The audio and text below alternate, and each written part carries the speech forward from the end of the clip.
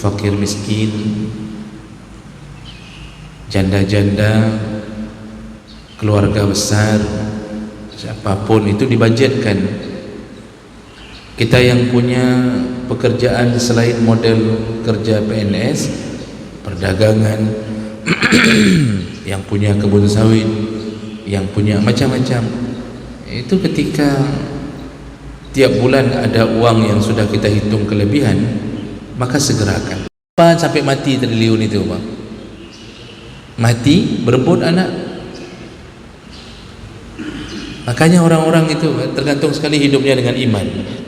Kalau sudah iman memenuhi, yang penting bisa makan, kita cukup untuk sekolahkan anak, yang lain dia mulai korbankan, karena dia faham dia mati tanpa pemberitahuan, dan itu akan menyebabkan disesalinya. Oleh karena itulah makanya orang yang mau meninggal itu minta ditunda sakaratul maut hanya untuk. Assalamualaikum warahmatullahi wabarakatuh. Banyak sekali pertanyaan jamaah, Ustadz kasih kami channel untuk kajian anak-anak muda. Di antara anak muda berasal dari Aceh, luar biasa, channelnya Maulizul Akbar Nak. Tonton, subscribe, like, share, komen. Assalamualaikum warahmatullahi wabarakatuh.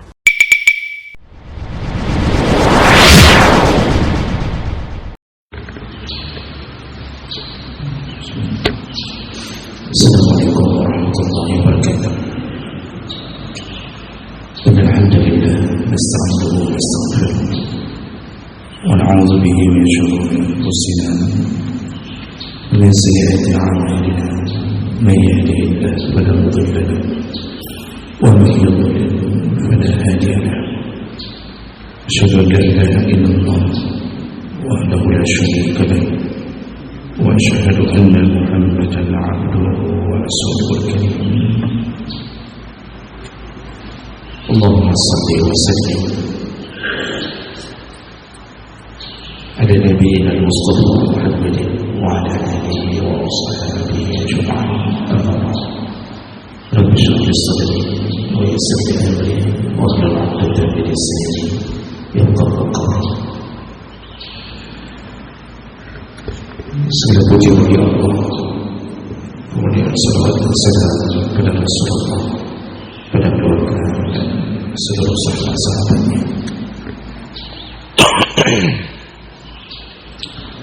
Bapak Ibu jamaah salat subuh yang Allah muliakan insyaallah,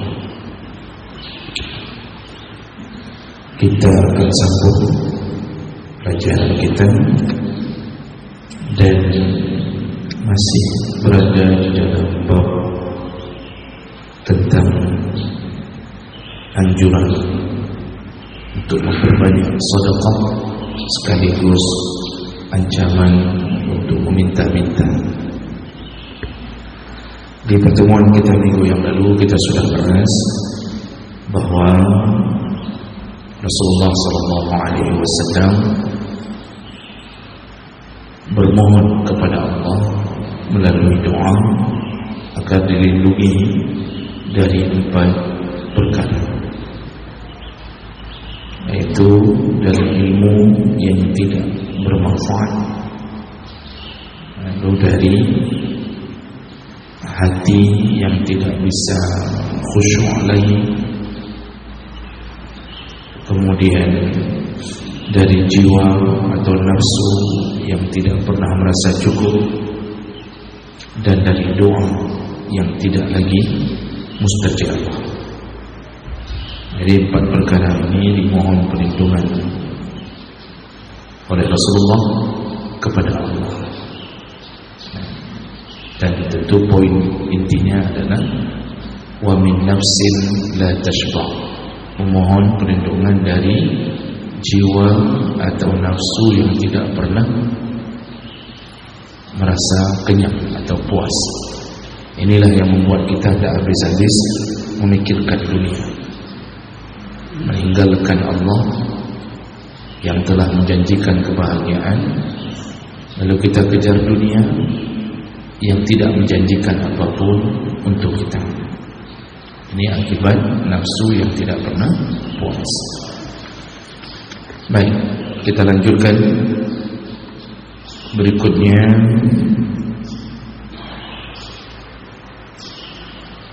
hadis dari Abi Umamah radhiyallahu anhu anna Rasulullah sallallahu alaihi wasallam qala, Rasulullah berkata, ya bani Adam, wahai anak Adam, innaka in tabzul al-fadla khairun lak. Rasulullah pertama menasihati semua anak Adam, karena Rasulullah diutus untuk semua, maka Rasulullah ingin semua diketahui oleh anak Adam. Apa nasihat Nabi? Yang pertama yaitu intabzul al-fadla khairun lak. Kalau engkau mengorbankan al-fadla, yaitu kelebihan yang Allah beri kepadamu, khairul lak, itulah amalan yang terbaik untukmu. Jadi maksudnya kita ini kalau punya kelebihan harta, itu disuruh berkorban, baik dari gaji ataupun harta benda selain daripada gaji. Arti kelebihan, kita tahu ukuran keluarga kita tercukupi dengan sejumlah harta yang kita miliki, dan banyak kelebihannya. Yang lebih itulah yang disuruh beri. Dan Nabi mengatakan bahwa khairun lak, khairun itu amalan yang terbaik kalau sudah pakai khairun. Karena dalam bahasa Arab itu tingkatannya, kalau baik saja itu hasan, kalau lebih baik ahsan, kalau sudah sangat baik atau the best of the best, itu sudah dipakai khairun. Maka di sini ingin dikasih tahu oleh Nabi, orang yang suka memberi, menginfakkan, bersedekah dari kelebihan dari harta yang Allah beri, dia telah melakukan amal yang terbaik. Jadi memang di dunia ini kita terus-terusan dianjurkan untuk berfikir amal. Setelah beramal, paling bagus itu dilupakan, jangan diingat-ingat. Karena amal kita semakin banyak kita lupakan, maka semakin ikhlas terasa di hati. Lalu kemudian kita juga diminta untuk yakin apa yang sudah kita lakukan sama sekali tidak akan dihilangkan Allah, selama kita tidak menghilangkannya sendiri. Allah mengatakan, inna la nudhi'u ajra man ahsana amala. Dalam surah Kahfi, sesungguhnya kami tidak akan menghilangkan, kata Allah, kami tidak akan hilangkan ajra, setiap pahala, man ahsana amala, pahala orang yang pernah berbuat baik, sesungguhnya kami tidak akan menghilangkannya. Jadi kita sudah lupa amal kita. Mungkin dari muda itu kita sudah banyak beramal, dan nanti kita ambil kembali. Wa may ya'mal misqala dzarratin khaira, setiap kebaikan walaupun sebesar biji zarrah, sebesar biji sawi, yarah, Allah akan nampakkan kembali. Dan ini memang perlu disegerakan. Fastabiqu al-khairat, berlomba-lombalah engkau membuat kebaikan. Wasari'u ila maghfiratin min rabbikum wa jannah,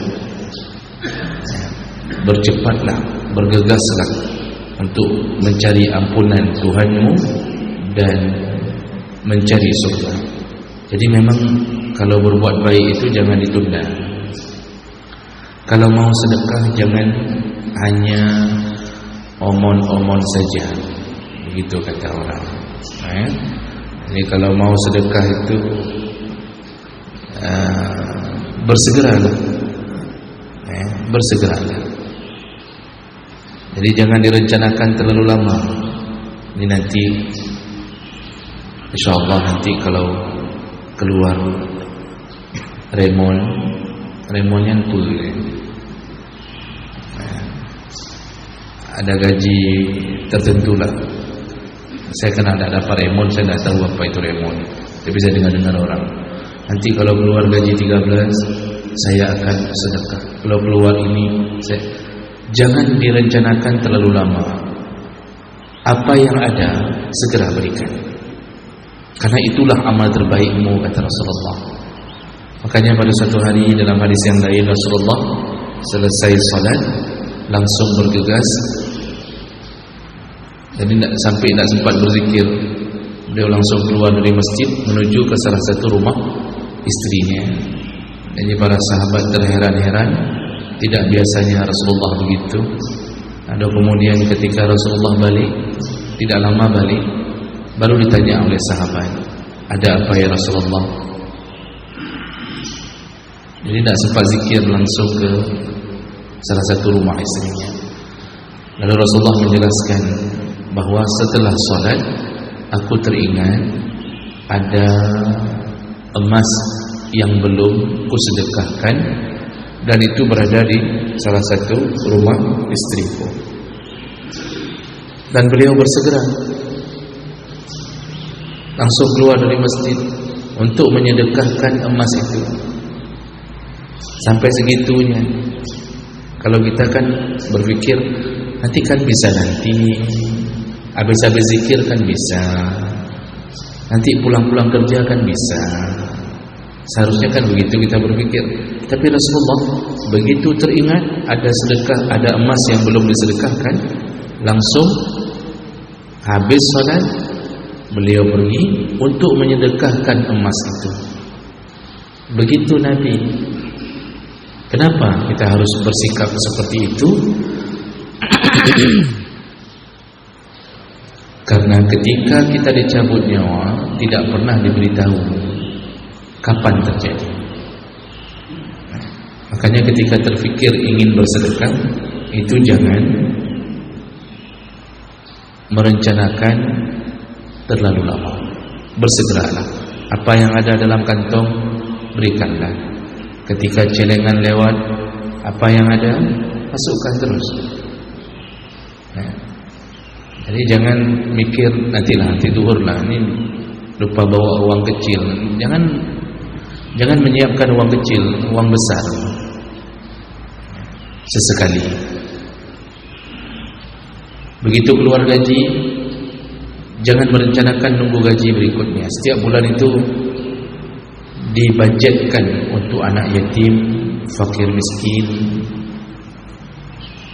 janda-janda, keluarga besar, siapapun itu dibudgetkan. Kita yang punya pekerjaan selain model kerja PNS, perdagangan, yang punya kebun sawit, yang punya macam-macam, itu ketika tiap bulan ada uang yang sudah kita hitung kelebihan, maka segerakan. Tak mesti nunggu tutup buku setahun, tak mesti begitu, segerakan. PNS ketika keluar gaji, segerakan. Tak mesti nunggu uang untuk per 6 bulan. Malah sedekah itulah yang akan memelihara rezeki kita. Sedekah itu yang memelihara rezeki kita. Sedekah itu pula yang membuat Allah tidak jadi marah kepada kita. Jadi kalau Allah melihat ada satu kemungkaran yang mungkin kita lakukan,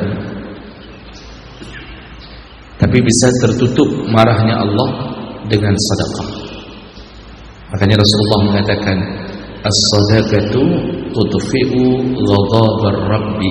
Sedekah itu bisa memadamkan kemarahan Allah. Ini yang Nabi nasihati pertama, bahwa Kalau engkau punya kelebihan, bersegeralah untuk memberikannya, dan itulah amalmu yang terbaik. Lalu Nabi sambung, wa in tumsikhu syarrun lak. Kalau engkau menahan-nahan hartamu, maka itu adalah syarrun lak, keburukan pada hartamu. Jadi orang-orang yang pelit, orang-orang yang tidak mau menyumbangkan hartanya, itu buruk bagimu, buruk dunia, buruk akhirat. Buruk dunia apa? Allah cabut keberkahan harta. Orang yang pelit itu tidak mau bersedekah, uang banyak, tapi karena tidak ada keberkahan, tidak ada manfaat. Uang habis tanpa manfaat, lalu yang timbul hanya masalah. Yang timbul hanya masalah. Jadi semua lini dalam hidup itu membuat kita susah hidup, padahal pedal, tapi tidak bahagia. Isteri pun tidak cukup-cukup, anak pun begitu. Makanya orang-orang kaya yang kurang sedekahnya itu biasanya disibukkan dengan keadaan rumah tangganya, yang membuat dia tidak sempat berfikir untuk kebaikan. Itu akibat tidak pernah memberi. Dan itu salah satu jalan dimudahkan Allah untuk hidup susah. Orang-orang yang pelit itu salah satu penyebab dimudahkan Allah untuk hidup susah. Lihat bahasa Al-Quran, fasanuyassiruhu lil usra, kami mudahkan dia untuk hidup susah. Bagaimana Pak dimudahkan untuk hidup susah? Allah akan menggiring dia supaya hidupnya susah. Itu orang yang tidak sedekah, tidak pernah memberi. Ya, macam-macam cara Allah. Ada yang sudah punya satu toko karena tidak pernah bersedekah, cara Allah bangkrutkan dia. Tiba-tiba punya keinginan untuk membuka cabang. Buka cabang, mungkin sekitar 2 kota atau 3 kota, dia buka cabang. Seluruh modal dia yang dia kumpulkan dari toko ini digunakan untuk membuka cabang. Setelah habis modalnya untuk buka cabang, lalu kemudian di sana bangkrut, di sini bangkrut, lalu terjadilah gali lubang, tutup lubang. Yang di pusatnya terpaksa nutup ke sana. Akhirnya semua tertutup. Akibat apa? Melakukan keburukan, yaitu menahan-nahan harta. Tidak ada sedekahnya. Dan itu sudah banyak terjadi. Jadi sama seperti orang-orang yang makan riba, hidup dengan dunia riba, pasti yang hak, kata Nabi, pasti hidupnya hancur. Pasti yamhaqullahu riba, pasti hancur. Tidak hancur setahun, dalam 2 tahun hancur, 3 tahun, 4 tahun.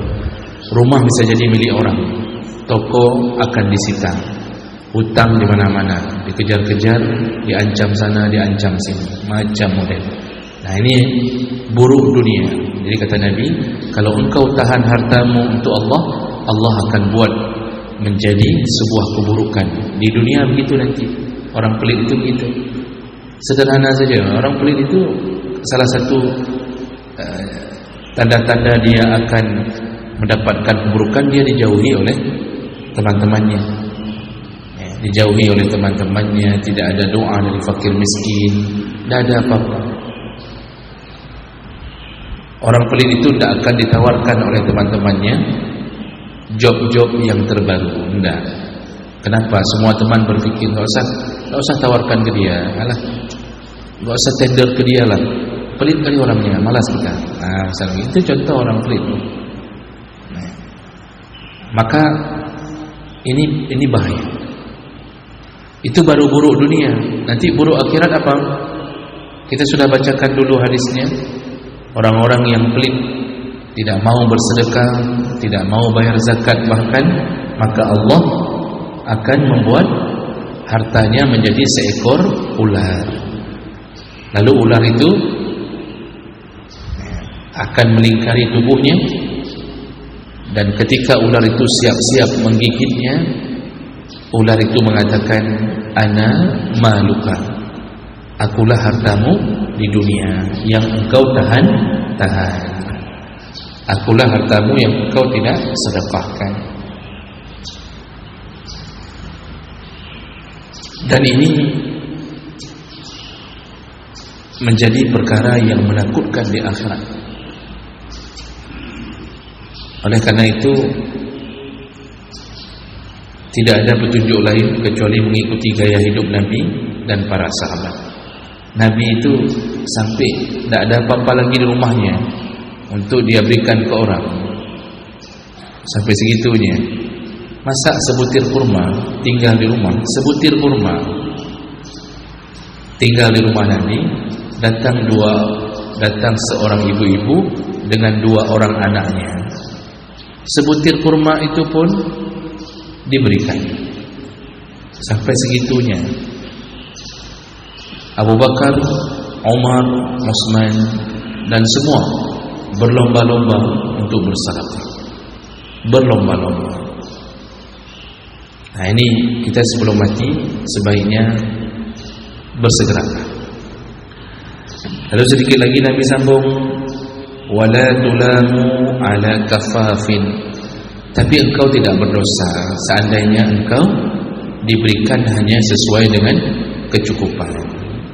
Artinya tidak bisa sedekah karena kita miskin, kita sendiri miskin. Maka ketika engkau tidak bersedekah di saat engkau pun tidak mencukupi, maka itu bukanlah sebuah dosa. Makanya orang miskin tidak sedekah itu wajar. Tapi orang kaya tidak sedekah tidak wajar. Tidak wajar. Semakin kaya, seharusnya semakin banyak persen untuk disedekahkan. Orang kalau dipenuhi iman mengharapkan keindahan surga, itu tidak peduli berapapun hartanya dia beri.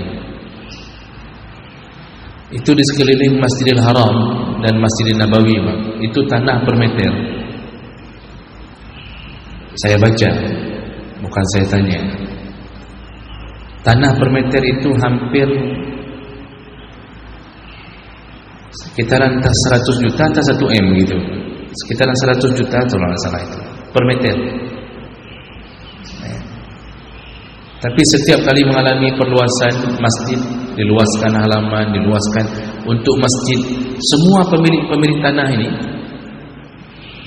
itu diminta beli karena pemerintah Saudi sanggup membelinya walaupun ratusan M, bahkan bisa mencapai triliun ditawarkan.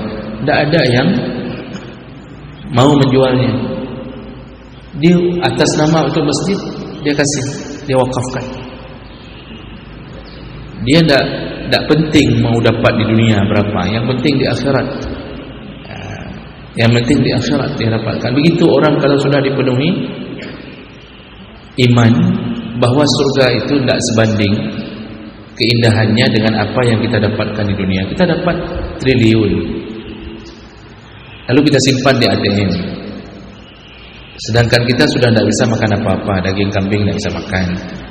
Daging ayam pun cuma bisa makan ayam kampung. Ayam merah pun tidak boleh makan lagi. Kemudian sayur ini tidak boleh, sayur itu tidak boleh.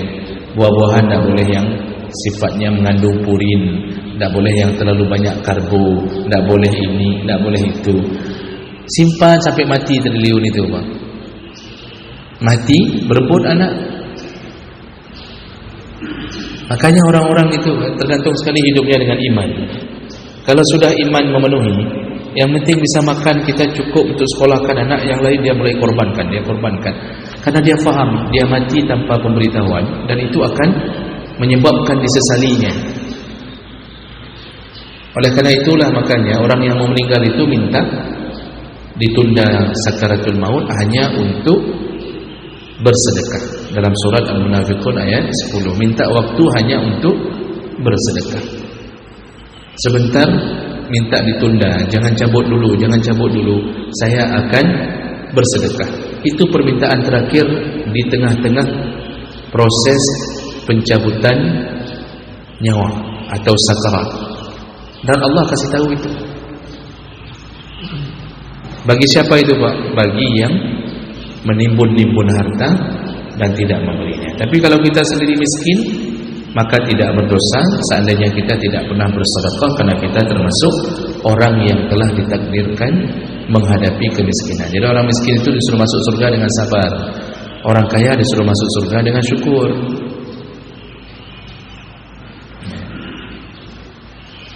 Berikutnya Nabi mengatakan, wa bada' biman ta'ul.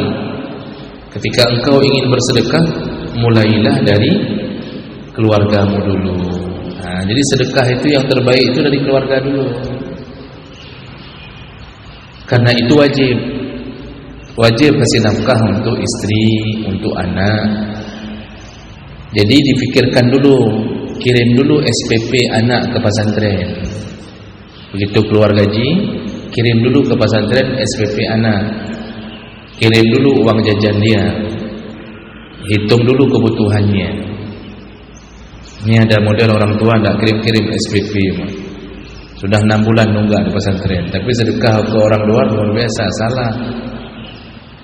Jadi ada yang cari free di pesantren, anak bayi-bayi, anak makan terus di pesantren. Itu kalau tidak bayar sampai selesai anak, apa hukumnya? Haram. Itu kan makan haram. Itu sama seperti kita titip anak ke orang, lalu kita tidak kasih uang makan, padahal kita mampu. Itu haram. Dan pesantren mengalami hal seperti itu. Nanti ada beberapa orang tidak dibayar-bayar SPP-nya, anaknya datang lagi, masuk, makan lagi, makan, SPP tidak bayar, uang makan tidak bayar. Itu haram. Makanya pikirkan dulu itu wajib.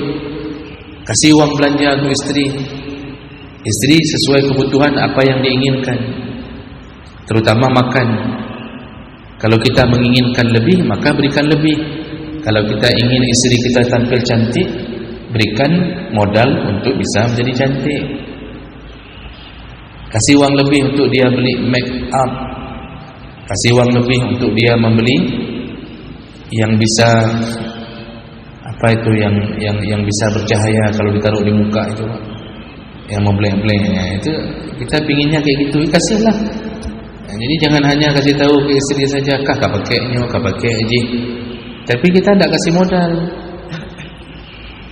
Nanti salahin istri, salah juga.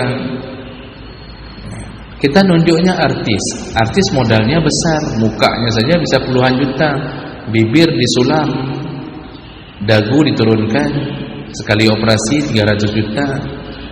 Dagu istri kita jangankan terbelah, Pak, mengkerucut. Kita suruh operasi peng. Makanya pikirkan nafkah untuk istri dan anak dulu. Itu pikirkan itu dulu. Ada kelebihan, disitulah baru berikan kepada orang-orang di luar keluarga besar. Jadi urutannya wabda' biman ta'ul ini urutannya adalah keluarga dulu. Lebih setelah memberi anak istri, ada kelebihan, berikan jatah kepada ayah dan ibu. Tapi kalau ayah ibu miskin, maka bersamaan istri, anak, ayah, ibu wajib kita tanggung kalau miskin. Allah yang menjelaskannya. Yas'alunaka maza yunfiqun. Muhammad, kalau engkau ditanya untuk siapa sedekah itu yang lebih dahulu, qul, katakanlah wahai Muhammad, ma anfaqtum min khair lil walidain wal aqrabin. Berikan dulu kepada kedua orang tuamu, lalu kemudian setelah itu kerabat-kerabat. Jadi keluarga yang utama, lalu kemudian ayah dan ibu. Masih ada lebih, pikirkanlah nasib aqrabin, kerabat-kerabat.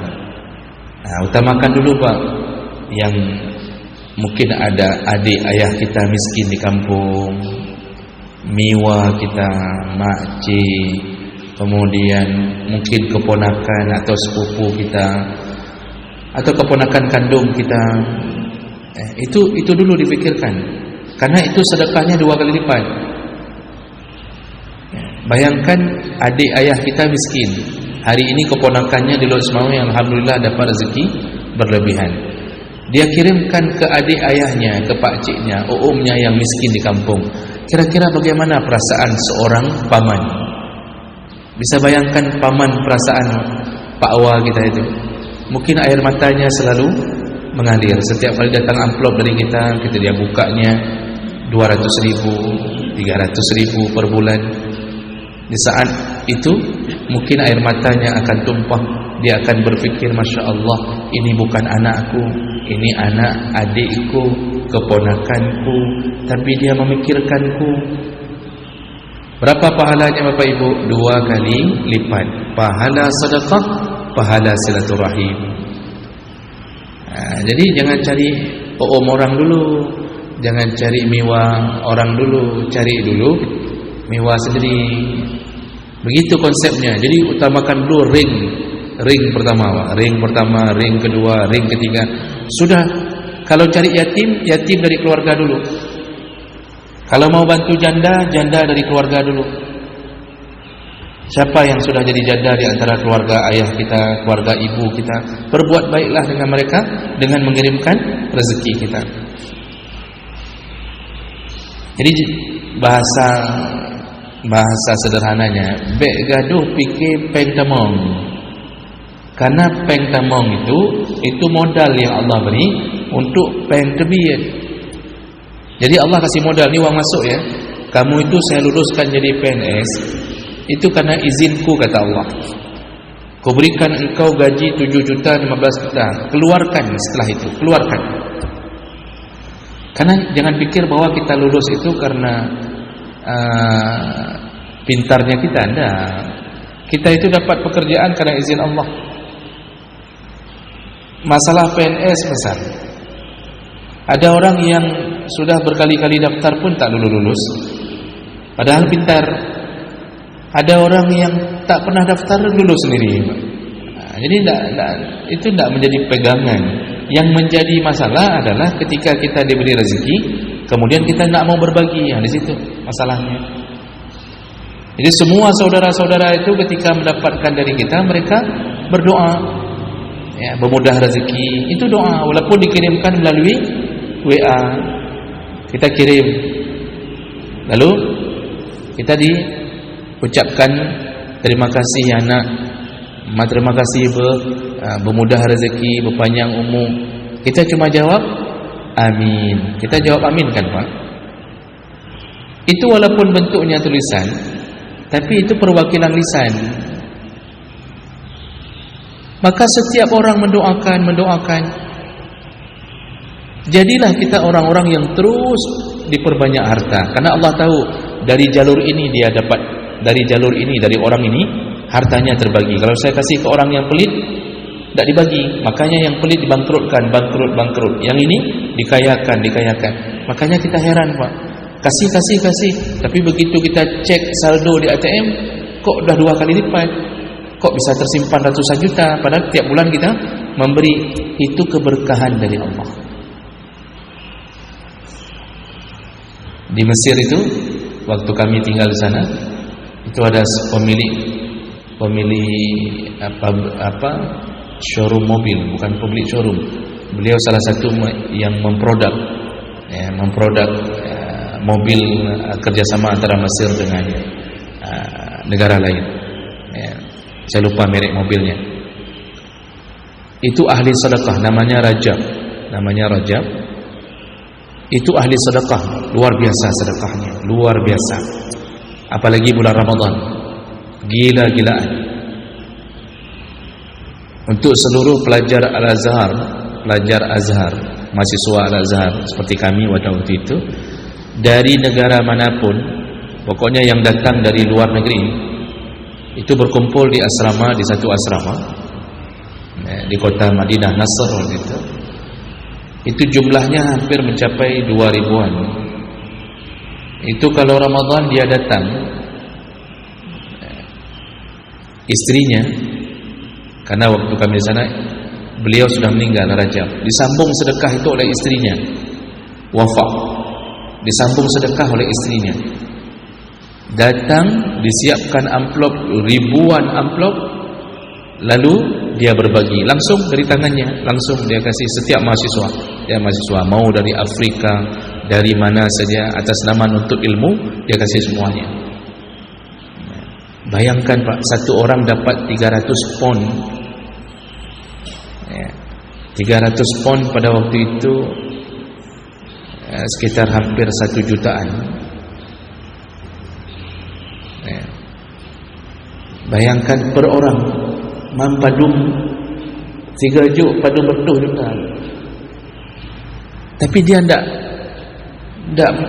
berhenti.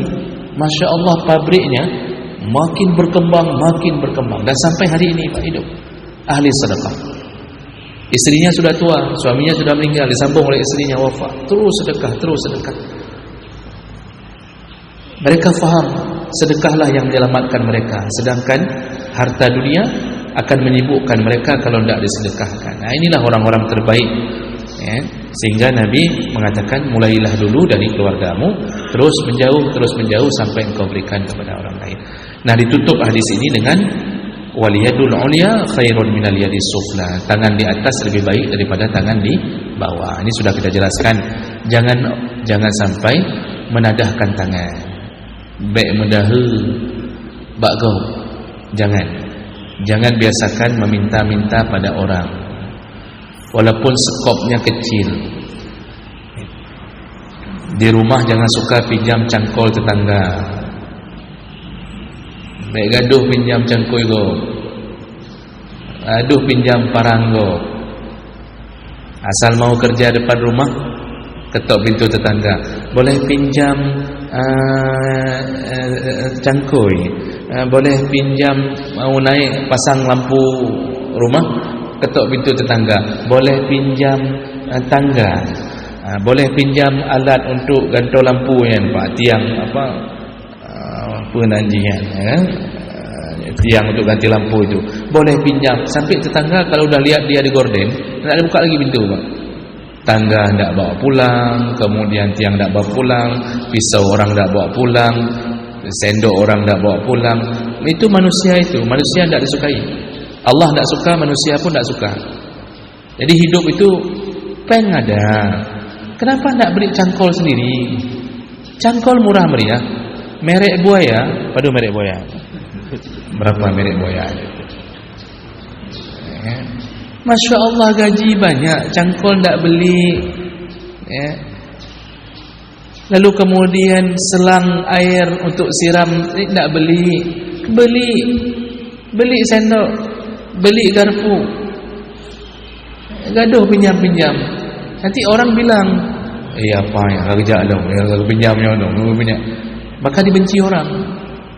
Makanya orang yang begini selalu tidak disukai orang. Terhina di dunia dan terhina di akhirat. Yang baik siapa? Yang begini, memberi, selalu memberi. Jadi inilah nasihat Nabi untuk kita pada pagi hari ini. Jadi intinya adalah perbanyaklah memberi, jangan tahan-tahan harta kecuali kita diberi kemiskinan oleh Allah, dan mulailah dari keluarga sendiri. Saya berhenti di sini 5 menit saja kalau ada yang ingin ditanyakan. Ada yang ingin? Tidak ada Pak ya? Ya, baik. Alhamdulillah kalau tidak ada, memang begitu saya harapkan ya. Sesekali tidak ada, alhamdulillah. Jadi dengan begitu kita cukupkan, insyaallah kita sambung. Dan ini belum boleh salat. Salat masih panjang Pak, 25 menit lagi baru boleh salat. Ya, karena matahari sudah lambat keluar. Ya, demikian, semoga yang hadir Allah telah catatkan pahala, dan semoga Allah kumpulkan kita kembali di dalam surganya. Amin ya rabbal alamin. Subhanakallahumma bihamdik, asyhadu an la ilaha illa anta, astaghfiruka wa atubu ilaik. Wassalamualaikum warahmatullahi wabarakatuh.